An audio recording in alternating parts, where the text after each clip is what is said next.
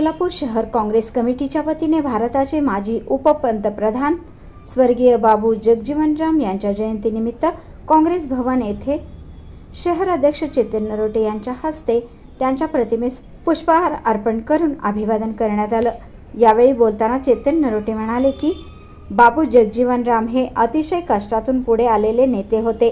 त्यांनी देशासाठी दीनदलित अस्पृश्यांसाठी दिलेले योगदान कधीही विसरता येणार नाही। स्वातंत्र्य सैनिक आणि कुशल प्रशासक म्हणून त्यांनी केलेले काम अतिशय उत्तम होते।